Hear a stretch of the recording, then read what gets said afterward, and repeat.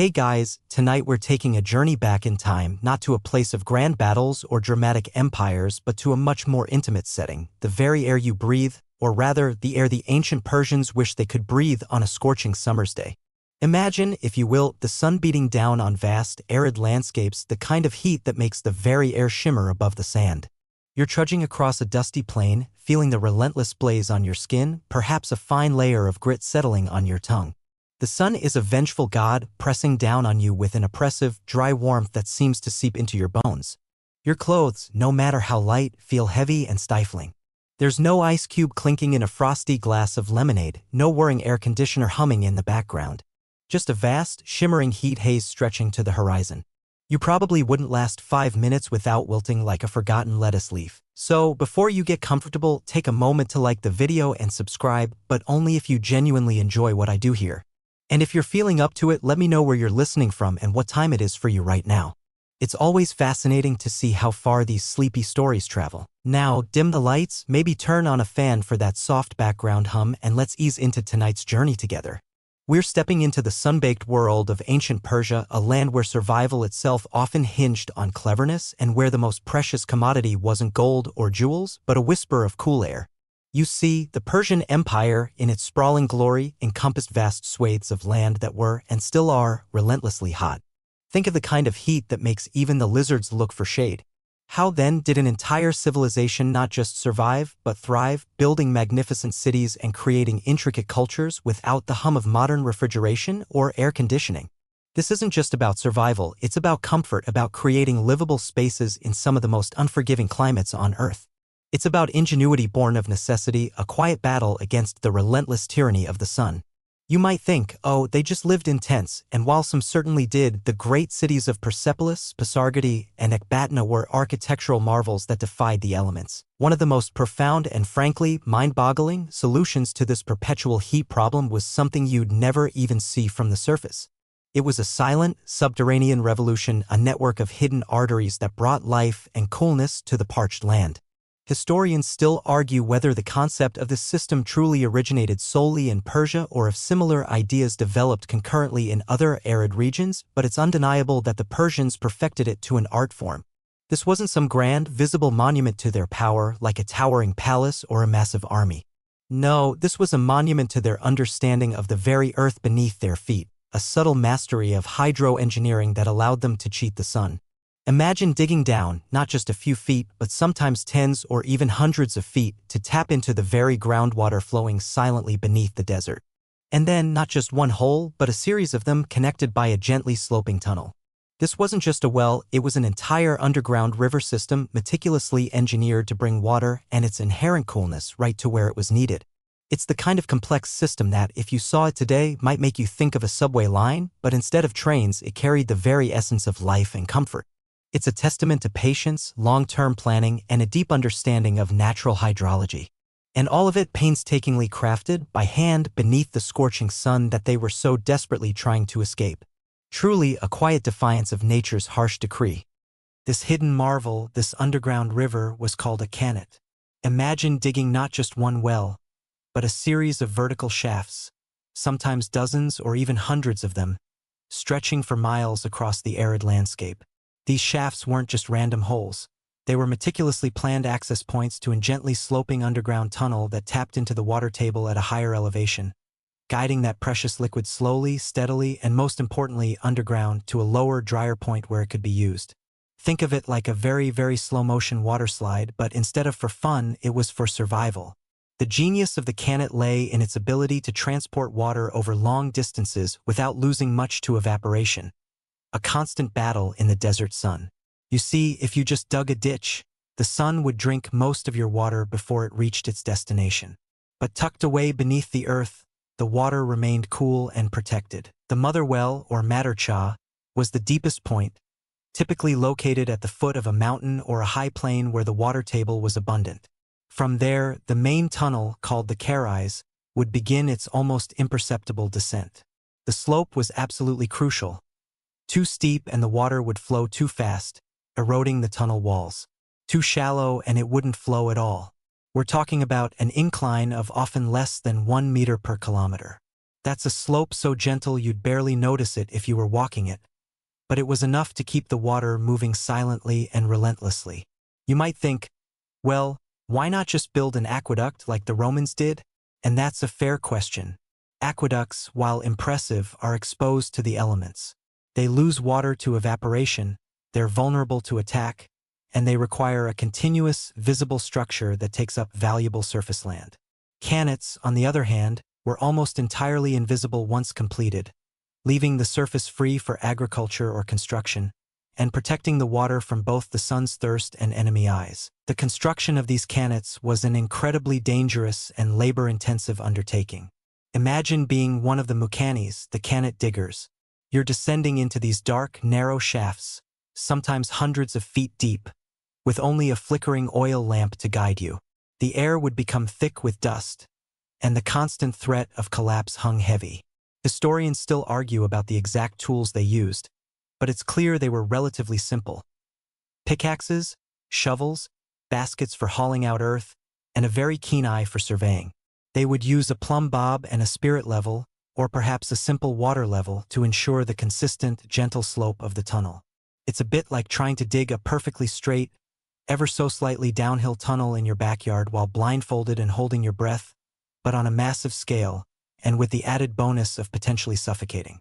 Not exactly a walk in the park. One quirky tidbit about cannons is that they weren't just for irrigation or drinking water. Their very presence underground had a cooling effect on the surrounding earth.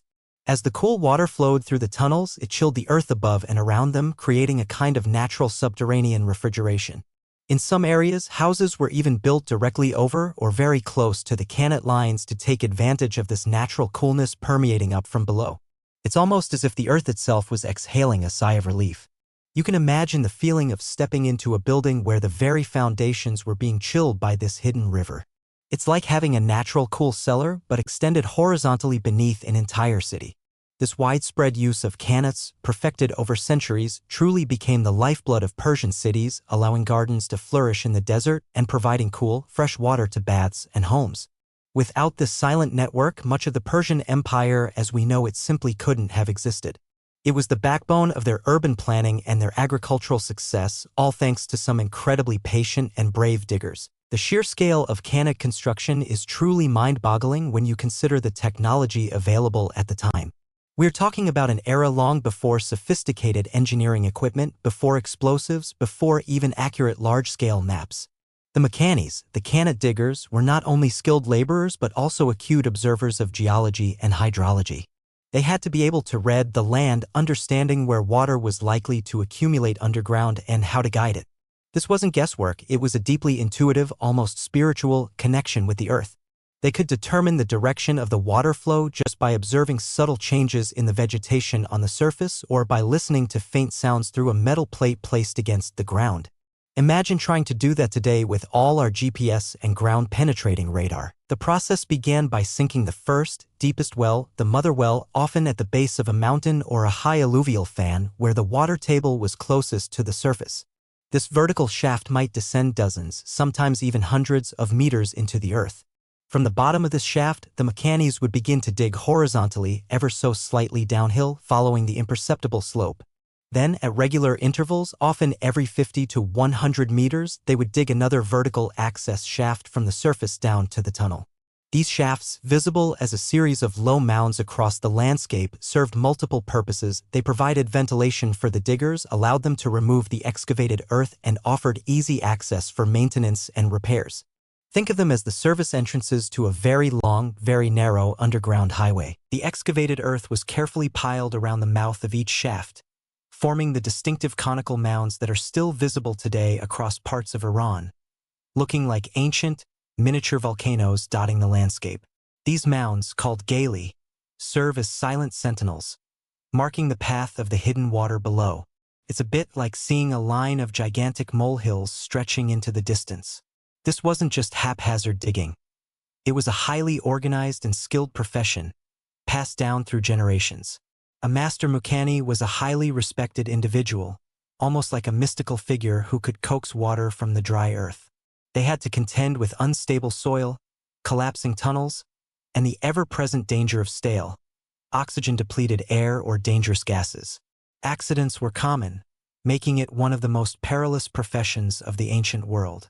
You definitely wouldn't want to forget your hard hat, if they had such a thing. One fascinating, if slightly grim, detail is that the work was so dangerous that sometimes donkeys were used to haul up the excavated soil. If a tunnel collapsed or if gas built up, it was the donkeys who went in first, sometimes perishing, thus warning the humans of the danger. A rather unfortunate early warning system, if you ask me. Historians still argue about the exact methods used for precise surveying over such vast distances without modern tools. Some theories suggest they used simple sighting poles and a water level, others propose more complex astronomical observations or even sound-based methods. Regardless of the exact technique, the precision they achieved was remarkable. Some cannons stretched for tens of kilometers, maintaining a consistent, gentle gradient over their entire length. This level of engineering foresight and execution without the aid of sophisticated instruments is truly astonishing and speaks volumes about their understanding of both geology and hydraulics. It wasn't just about digging, it was about truly understanding the pulse of the earth. While cannons handled the crucial task of bringing cool water, another ingenious Persian invention focused on manipulating the hot air itself. The windcatcher, or badger. Imagine a tall, chimney-like structure rising from the roof of a building, a silent sentinel against the blazing sun. It wasn't just decorative. It was a masterful piece of passive cooling technology. Think of it as nature's own air conditioning unit, working without a single watt of electricity. You're standing inside a Persian home, the walls thick and cool, and you feel a gentle, almost imperceptible breeze circulating, even on the hottest day. That's the magic of the badger at work. These wind catchers typically consisted of a tower with openings at the top facing different directions. Inside, a series of internal shafts or baffles guided the air downwards. The principle is elegantly simple. The prevailing wind would enter the tower, be directed down into the building, and circulate through the rooms. Simultaneously, hot, stale air from inside the building, being less dense, would rise and escape through other openings in the badger or through dedicated exit vents.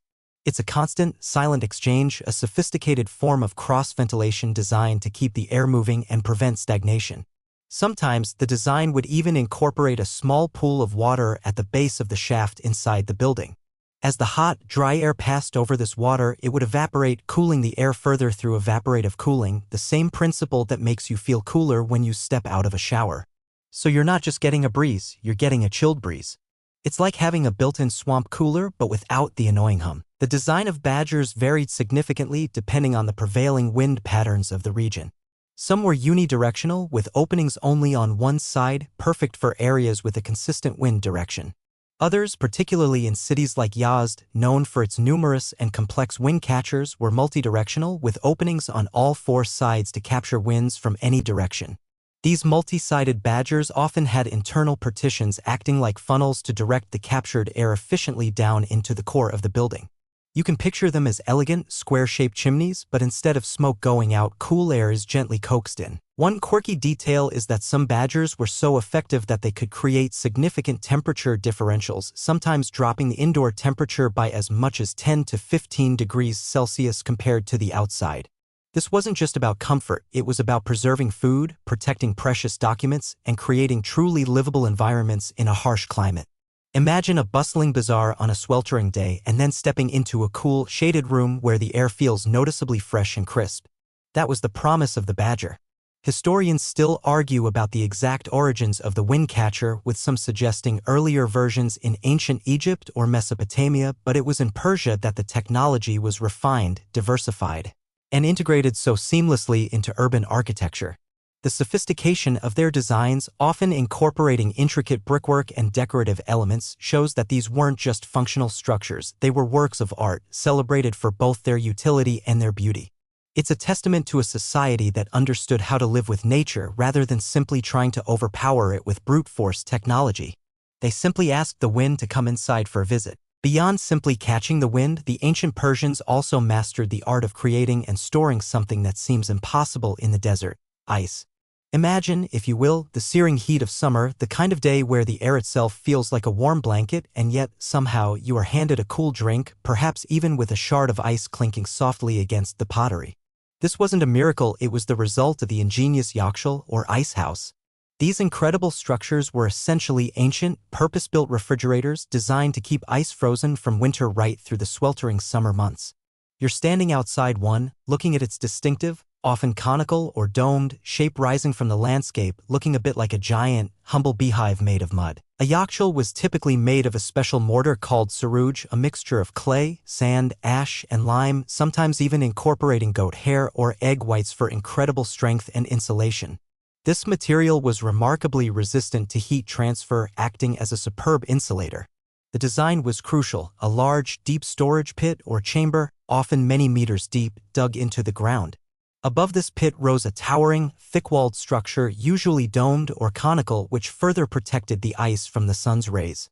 The dome's shape helped reflect sunlight and radiated heat upwards, keeping the interior surprisingly cool. It's a bit like an ancient, organic thermos flask. The process of making ice in the desert was itself fascinating. During the clear, cold winter nights, shallow, rectangular basins or channels would be filled with water. These basins were typically located on the north side of a tall wall, often part of the yakhshul complex itself. This wall cast a shadow over the basin, preventing the sun from melting the ice during the day. As the desert nights are often surprisingly cold, especially with clear skies allowing heat to radiate quickly into space, the water would freeze. In the morning, before the sun could thaw it, the layers of ice would be broken up and transferred to the deep storage pit of the yakhshul. This process would be repeated night after night, gradually filling the massive ice house. You can almost hear the rhythmic chipping of ice in the crisp morning air, a surprisingly laborious task for something that would bring such relief later. One quirky tidbit about yakshuls is that they weren't just for cooling drinks.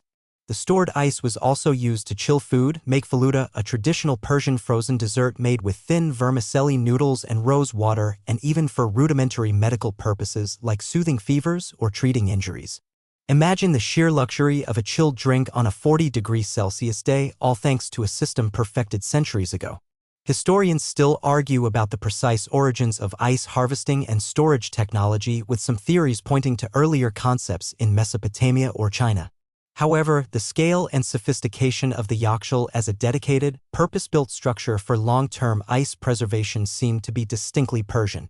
The sheer genius lay in combining passive solar design with the natural properties of the desert climate, cold nights, and the insulating power of earth and saruj mortar.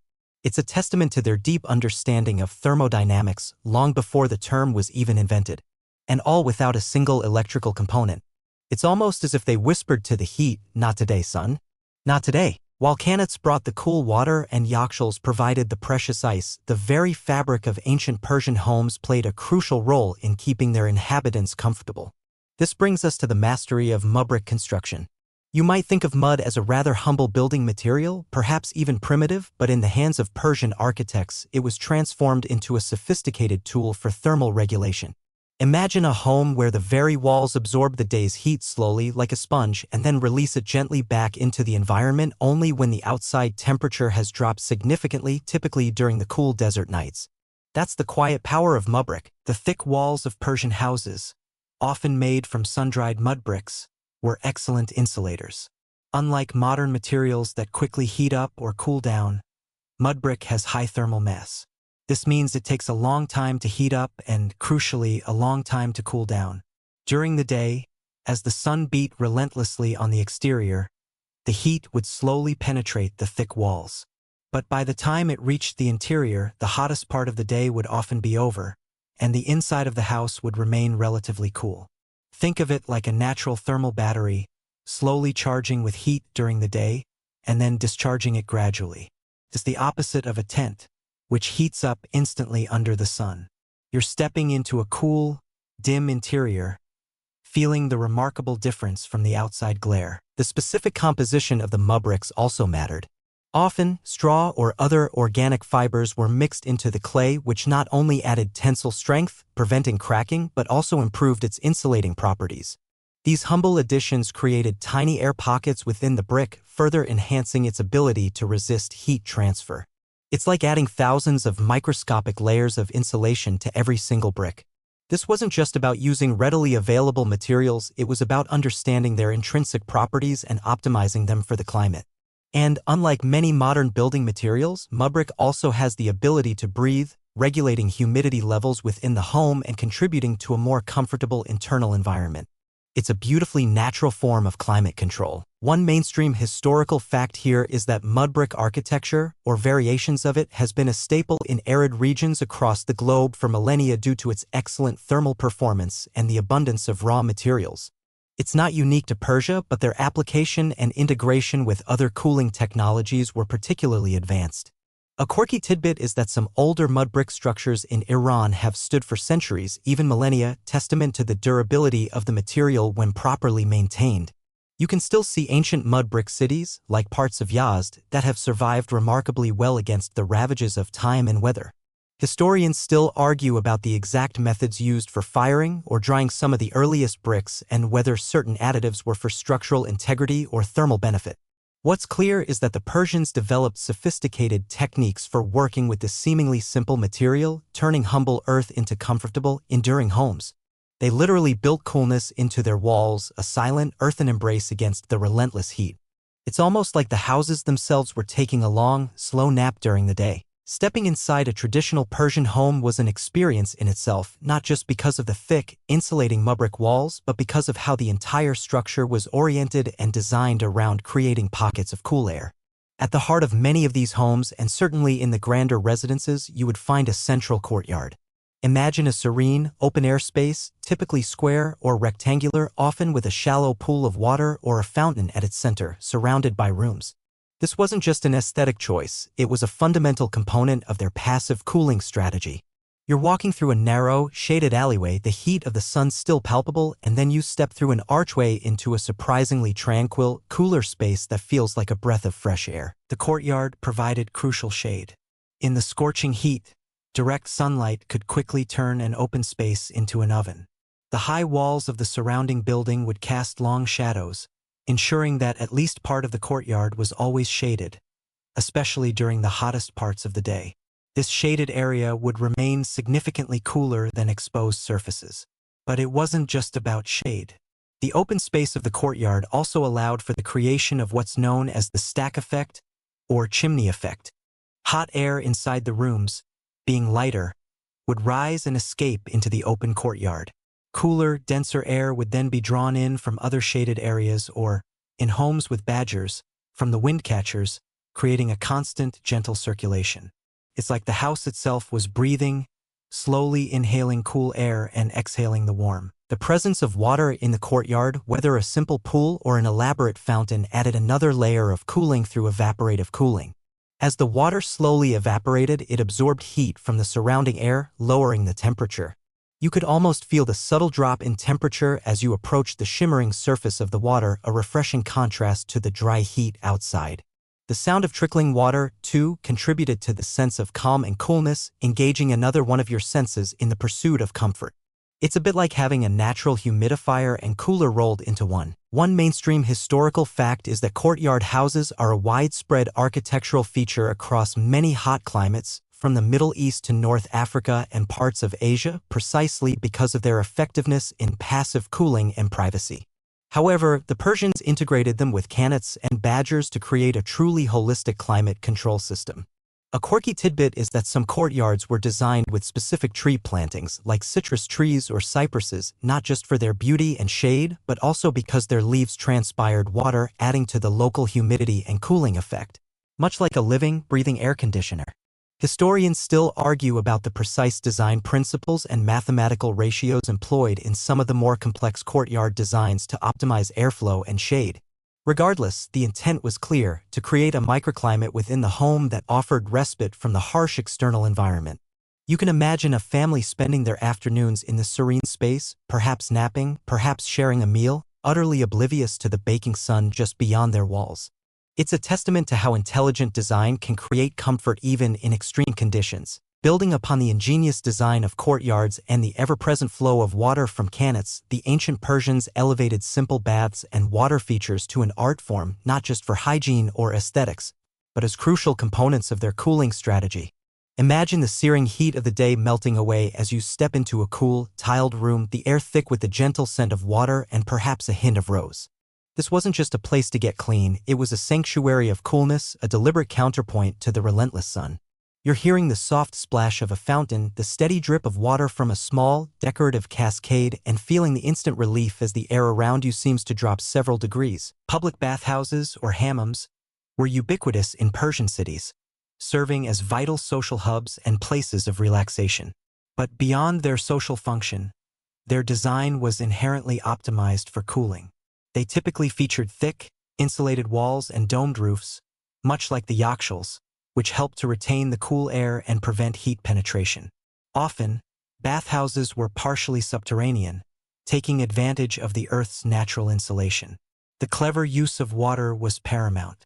Pools of cool water, both for bathing and simply as decorative features, provided constant evaporative cooling.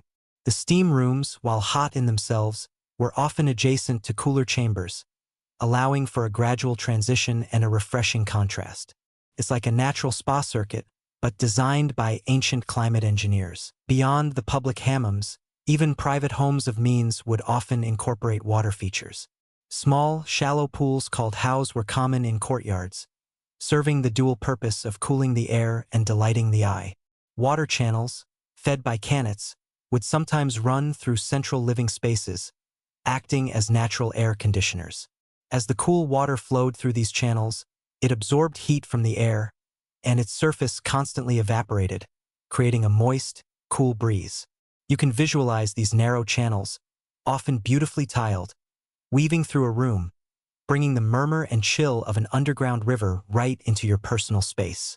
It's an immersive, multisensory cooling experience. One mainstream historical fact is that water has been used as a cooling element in architecture across many cultures, but the Persian integration of these features with underground water sources like qanats was exceptionally sophisticated.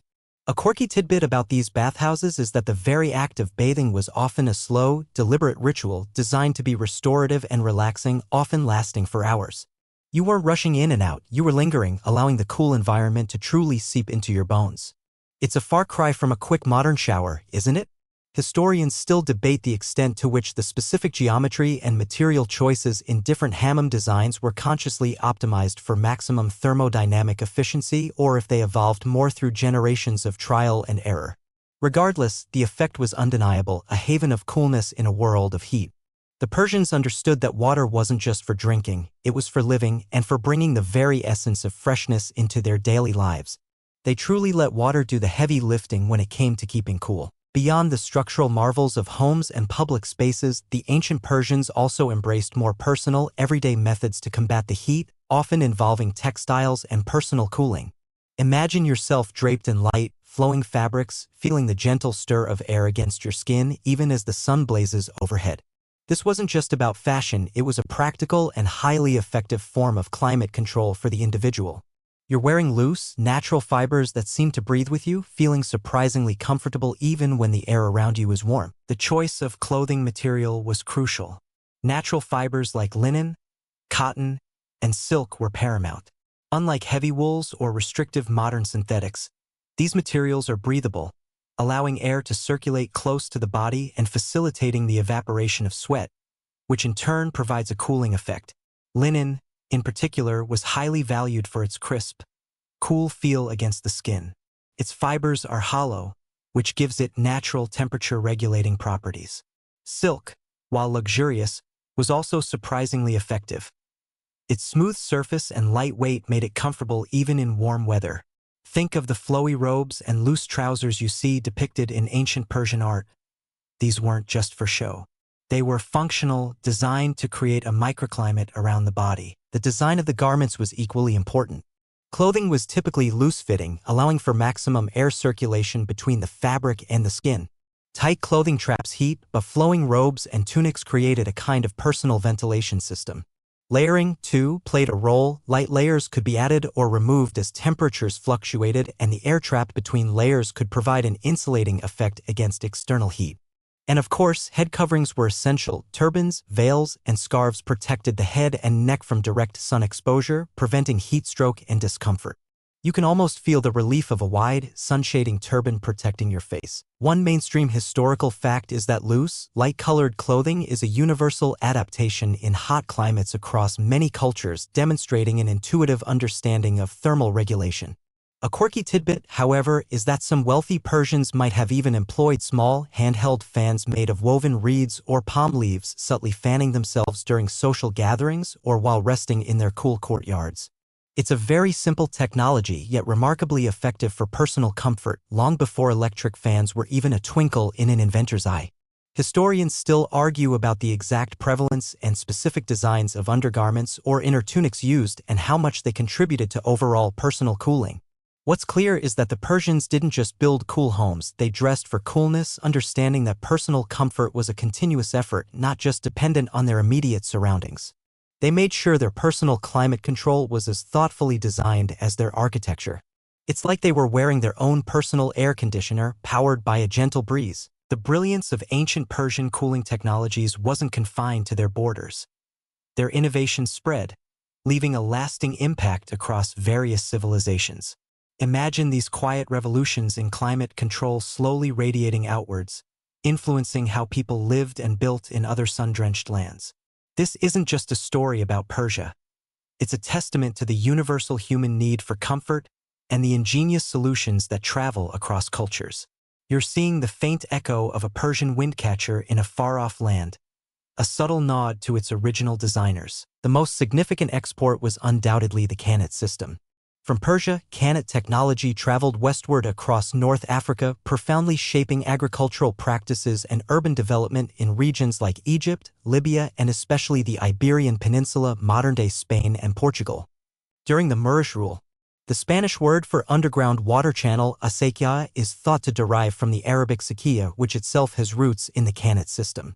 These acequias became vital for irrigation in arid parts of Spain, influencing agriculture there for centuries. You can picture these silent water-bearers providing life to olive groves and citrus orchards far from their origin. From there, some historians even suggest that the concept, or at least a similar form of water management, might have made its way to the Americas with Spanish colonization influencing early irrigation systems in places like the American Southwest. Eastward, the influence of Persian cooling techniques can be seen in Central Asia, Afghanistan, and even parts of India and China. In regions like Xinjiang in China, similar underground irrigation channels called keres are still in use today, clearly demonstrating the enduring legacy of the Persian design. These keres systems allowed vast tracts of otherwise arid land to become productive, supporting populations in harsh desert environments. It's a bit like a cultural domino effect, where one clever idea sparks a chain reaction of comfortable living. The windcatcher, or badger, also found its way into the architectural lexicon of neighboring regions. You can find structures resembling badgers in the traditional architecture of the Gulf states, Pakistan, and parts of India, adapted to local materials and climatic conditions. While their designs might vary, the underlying principle of harnessing natural wind to cool interiors remains the same. Historians still argue about the exact diffusion routes and the extent of direct influence versus independent invention in some regions, but the striking similarities in design and function point to a significant cross-cultural exchange of ideas. One quirky tidbit is that even the basic concept of storing ice, as perfected in the Yakshal, found echoes in other cultures. While not always in the form of massive domed structures, the idea of using insulated pits or subterranean chambers to preserve ice was a widely adopted strategy in various cold weather regions for summer use, showing a shared human desire for chilled beverages and food preservation. It's like everyone suddenly realized that winter could offer a delicious gift for summer. A mainstream historical fact is that cultural exchange along trade routes, particularly the Silk Road, facilitated the spread of many technological and architectural innovations, and Persian cooling methods were undoubtedly among them. This quiet spread of comfort rather than conquest is a beautiful legacy. While the ancient Persian cooling systems were remarkably ingenious and effective, they were by no means maintenance-free or without their inherent challenges and ongoing upkeep. Imagine the constant vigilance required to keep a subterranean river flowing or to ensure a massive mud brick structure remained sound. This wasn't a set-it-and-forget-it kind of technology, it demanded continuous attention and effort. You're feeling the grit of the desert wind carrying dust that can clog channels, or perhaps the subtle tremor of earth shifting, a constant reminder of nature's power. The Kanat systems, in particular, required meticulous and often dangerous maintenance. Over time, the underground tunnels could become clogged with silt and debris, reducing water flow. The vertical access shafts, crucial for ventilation and debris removal, could collapse, blocking the passage. The mechanis, those brave cannet diggers, were still needed for regular inspections and repairs, descending into the dark, narrow tunnels to clear blockages, shore up weakened sections, and ensure the gradient remained true. This work was still fraught with peril, with the constant threat of tunnel collapse, oxygen deprivation, or encounters with venomous creatures that might have sought refuge in the cool, dark passages.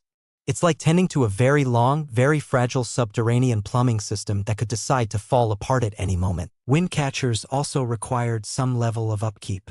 While less prone to catastrophic failure than cannets, their openings could become blocked by dust, sand, or even birds' nests, hindering airflow. The internal baffles or channels might need periodic cleaning to ensure optimal performance. And like any exposed structure, the mud brick or stone of the badger itself would be subject to weathering and erosion, requiring repairs to maintain its integrity and effectiveness. Imagine climbing to the top of a tall, elegant tower just to clear out a stubborn bird's nest. Even the mighty yakshuls weren't entirely self-sufficient. While built for durability, the saruj mortar, though robust, could crack over time due to temperature fluctuations or seismic activity. These cracks could compromise the insulation, leading to faster ice melt. The process of harvesting and storing ice each winter was also a massive annual undertaking, requiring organized labor and ideal weather conditions. A mild winter, for instance, could mean a scarcity of ice for the following summer, impacting everything from food preservation to personal comfort. It's a bit like hoping for a perfect snow day every year, but with much higher stakes. One mainstream historical fact is that the longevity of many ancient infrastructures, including Roman aqueducts and Persian cannets, is a testament not only to their initial ingenious design but also to the dedication of the societies that maintained them over centuries.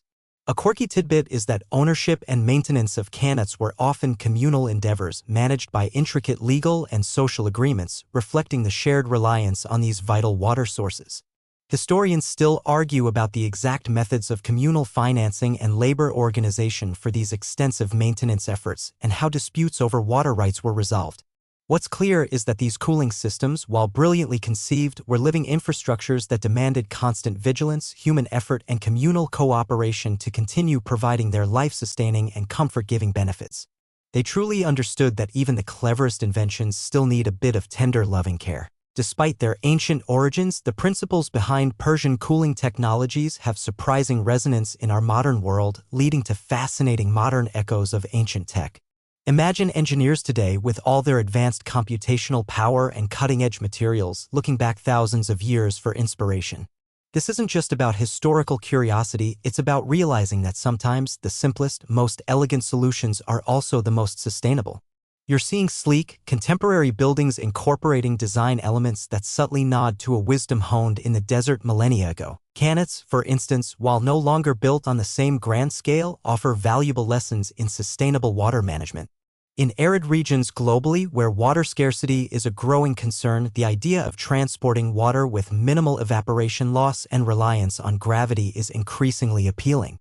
Modern engineers study the hydraulics of cannets for insights into efficient underground water conveyance. There's even renewed interest in rehabilitating existing cannets in parts of Iran and neighboring countries, recognizing them as valuable, low-energy irrigation systems. It's a bit like discovering that your great-great-grandparents' old hand tools are actually incredibly efficient and environmentally friendly. The windcatcher is perhaps where the ancient influence is most visibly felt in contemporary architecture. Passive cooling is a significant focus in modern sustainable design, and architects are increasingly incorporating natural ventilation strategies directly inspired by badgers. You can find modern buildings in hot climates, from the Middle East to Australia, featuring sophisticated wind towers that funnel cool air downwards, often combined with evaporative cooling systems. These aren't just aesthetic tributes, they're functional elements designed to reduce reliance on energy-intensive air conditioning. Think of gleaming glass towers with subtle, almost invisible, wind-catching elements integrated into their facades. It's like a silent conversation across centuries where ancient wisdom whispers to modern ingenuity. Even the concept of the yakshul has modern counterparts. While we have electric freezers now, the principles of thermal mass, insulation, and utilizing natural nocturnal cooling are very much alive in modern cool rooms or passive refrigeration systems designed for off-grid or sustainable living.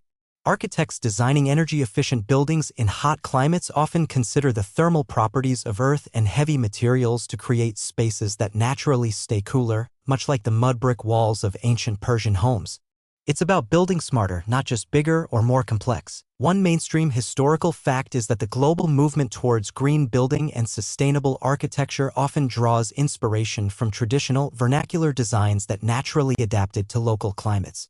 A quirky tidbit is that some modern architects are even experimenting with smart wind catchers that can adjust their openings based on real-time wind direction and intensity, blending ancient design with cutting-edge sensors and automation. Historians still argue about the extent to which these modern adaptations truly capture the holistic, interconnected nature of the ancient Persian systems, or if they are simply borrowing isolated elements. What's clear, however, is that the silent, subtle brilliance of ancient Persian cooling continues to inform and inspire our quest for comfortable, sustainable living in a warming world. They figured out how to keep cool with what they had, and we're still learning from them. Let's take a moment to truly immerse ourselves in what it might have felt like to experience a day in a cool Persian home. Imagine waking not to the blare of an alarm, but to the gentle shifting of light filtering through a high, small window, or perhaps the distant sound of water trickling. You stir on your sleeping mat, feeling the cool stone floor beneath your bare feet, a stark contrast to the rapidly warming air outside. This isn't just theory. It's a sensory journey into ancient comfort. You're stretching, feeling the cool, thick mud brick walls surrounding you, still holding the chill of the night. As the sun begins its ascent, you move from your sleeping chamber, perhaps through a narrow, shaded corridor, and emerge into the central courtyard. The air here is already noticeably fresher. A gentle breeze, perhaps coaxed by a distant badger, rustles the leaves of a small citrus tree by the central house, the shallow pool of water. You splash your face with the cool, clean water, feeling instantly refreshed. The silence is broken only by the chirping of birds and the soft murmur of the fountain. This is your morning ritual, a moment of tranquil coolness before the day truly begins to heat up. You might enjoy a light breakfast of bread, cheese, and fresh fruit, all kept cool in a ceramic jar near the cool waters of the Cannet line that runs beneath the house. As the morning progresses and the sun climbs higher, you feel the outside world growing warmer. But inside your home, the thick walls are slowly absorbing the heat, preventing it from penetrating. You might retreat to a deeper, shadier room, perhaps one specifically designed to catch the coolest currents of air from the badger. The light inside is dim, dappled, creating a sense of calm and retreat. This is where you would spend the hottest hours of the day, perhaps engaging in quiet activities like weaving, reading, or simply resting. Children would play in the shaded courtyard, or near the cool embrace of the indoor water channels, their laughter echoing softly against the cool walls. You might even indulge in a siesta, that wonderful midday nap that allows your body to truly reset and avoid the peak heat. One mainstream historical fact is that the rhythm of daily life in hot climates has historically been dictated by the sun, leading to patterns of activity and rest that prioritize staying cool. A quirky tidbit is that some homes might have had small, personal sardabs or underground chambers accessible from the main living areas, providing an even cooler retreat on exceptionally hot days. Almost like a natural root cellar, but for humans seeking extreme comfort. You can imagine descending a few steps into this delightfully chilled space, leaving the oppressive heat far above. Historians still argue about the exact daily routines and typical occupancy of different rooms based on the time of day and year, as individual adaptations would have varied greatly. What's undeniable, however, is the deliberate and sophisticated effort to create livable, comfortable environments. As the sun begins its descent and the air outside starts to cool, you emerge from your cool sanctuary, feeling refreshed and ready for the evening's activities, knowing your home has been your steadfast ally against the desert's fiery breath. It's like living inside a giant, perfectly calibrated thermos. The story of how ancient Persians cooled their homes isn't just a collection of clever tricks, it's a profound testament to their legacy and lasting impact on human ingenuity and our understanding of sustainable living. Imagine these quiet innovations, born of necessity and deep observation, echoing through millennia, teaching us lessons about living in harmony with our environment. This isn't just ancient history, it's a blueprint for a more thoughtful future. You're sensing the deep wisdom embedded in every mud brick, every trickling canet, and every silently working wind catcher. The sophistication of these systems demonstrates a level of engineering and environmental understanding that was far ahead of its time. They didn't have access to fossil fuels or massive power grids, so they relied on natural forces: gravity, wind, evaporation, and the thermal properties of earth and water. This forced a level of creativity and efficiency that we are only now truly appreciating in our pursuit of green architecture and sustainable practices. The fact that many canets are still functional today, thousands of years later, delivering water to thirsty lands, is perhaps the most powerful testament to their enduring design. They are living monuments to ancient foresight, working silently and tirelessly, day after day. It's like finding out your ancient ancestors invented the reusable water bottle, only much, much bigger and more complex. This legacy extends beyond mere function. The elegance and beauty of Persian architecture, deeply intertwined with these cooling elements, show that practicality and aesthetics can coexist harmoniously. The cool, shaded courtyards, the soothing sound of water, the intricate patterns of sunlight filtered through screens, these weren't just about survival, but about creating environments that were pleasant, serene, and conducive to a high quality of life. They understood that comfort was not just about temperature, but about atmosphere, about engaging all the senses in a gentle embrace. Historians still argue about the precise philosophical underpinnings that drove such an integrated approach to architecture and environment, but the outcome was undeniably a profound understanding of ecological design. One mainstream historical fact is that many modern sustainable architectural practices, particularly in hot climates, are direct revivals or adaptations of traditional climate-responsive designs found in ancient civilizations, including Persia.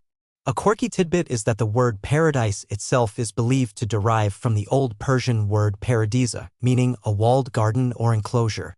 This concept of an enclosed, cool, watered garden protected from the harsh outside world perfectly encapsulates the Persian ideal of comfort and serenity, a direct outcome of their mastery over heat. You can almost feel the lushness and tranquility of such a space, a literal slice of heaven on earth.